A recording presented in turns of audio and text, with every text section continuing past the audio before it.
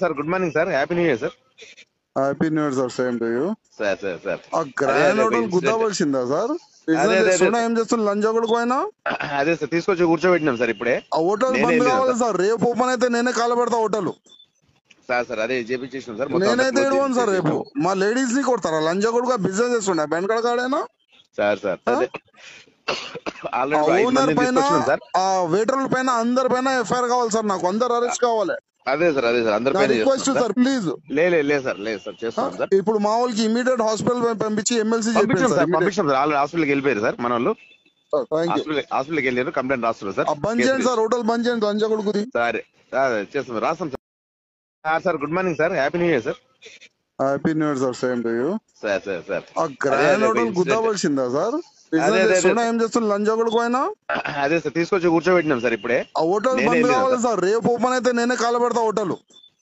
Sir అదే చేపించేసినాం sir. నేనైతే ఏడవను sir. రేపు మా లేడీస్ ని కొడతారా? లంచ్ కూడా బిజినెస్ చేస్తుండే బెండకాడ కాడేనా సార్ అదే ఓనర్ పైన, ఆ వెయిటర్ల పైన, అందరి పైన ఎఫ్ఐఆర్ కావాలి సార్. నాకు అందరు అరెస్ట్ కావాలి. అదే సార్ అందరి పైన రిక్వెస్ట్ సార్, ప్లీజ్. లేదు సార్ చేస్తాం సార్. ఇప్పుడు మా వాళ్ళకి ఇమీడియట్ హాస్పిటల్ పంపించి ఎమ్మెల్సీ పంపించాం సార్. ఆల్రెడీ హాస్పిటల్కి వెళ్ళిపోయారు సార్ మన వాళ్ళు.